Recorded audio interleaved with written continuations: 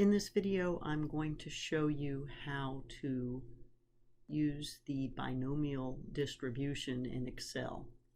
We have a problem here. It says on a 30-question multiple choice test, there are 5 answer choices, only one of which is correct. If you guess at all the answers, what is the probability you pass?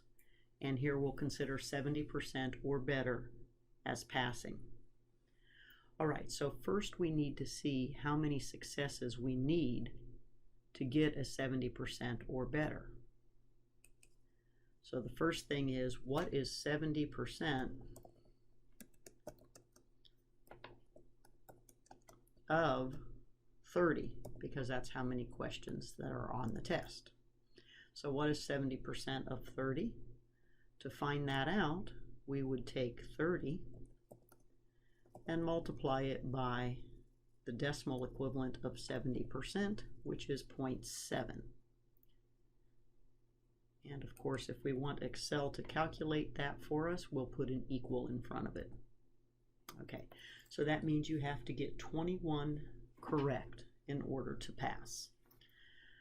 All right, so the next thing we need to do is we need to realize that this is actually a binomial distribution, because there are a fixed number of trials, 30.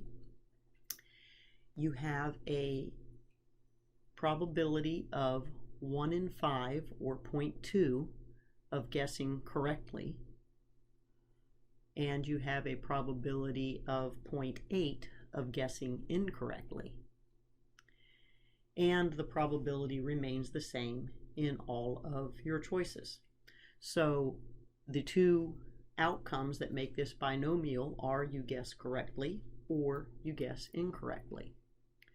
So what we need to do now is we need to build a binomial distribution for the number of correct responses. We could have 0 correct responses, 1 correct response, all the way down to 30 possible correct responses. So we'll drag this down, and we need 30. Let's see. Okay, we went a little too far, so we need that to be 30. Okay. Now, we want to calculate the probabilities for each of these. So remember, since this is a binomial distribution, you have 1 correct answer, so your probability of guessing correct is 1 in 5. And your probability of guessing incorrectly, which is Q, is 4 in 5. So these values in decimal form are 0.2 and 0.8, as I said before. All right, so that means our probability of success guessing correctly is 0.2. So we use our binomial distribution, so we type equal BINO, and we see binomial distribution comes up.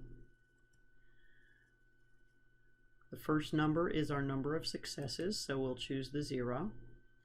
The second number is our number of trials, which is 30 because there are 30 questions on the test. The third number is the probability of success, which we said was 0.2. And of course the fourth number we put a 0 because we do not want cumulative. Now we can drag this down and calculate all the other corresponding probabilities up to 30. Okay, so now we have our probabilities. So these are our random variables x, and these are our probability p of x. Now the question said you're guessing at all the answers, and we want to know what is the probability you pass. Passing is a 70% or more, and we already determined that 21 questions correct would be a 70%. So that means we're looking for the probability that you guess 21 or more questions correctly. Okay, so we want the probability that you guess 21 or more correctly. All right. So, of course, in the binomial distribution, that means we want to add the probabilities from 21 on up to 30. So that's going to be equal sum, and then we're going to highlight the probabilities of our successes from 21 to 30 and hit enter. Alright, so this will be the probability of 21 or more correct. Now, this E minus 0.9, that's scientific notation. That basically means take this number here and move the decimal place 9 places to the left. So that means that probability is going to be 1, 2, 3, 4, 5, 6, 7, 8. And then we have 9. Okay, so we can see that that probability is very, very, very small.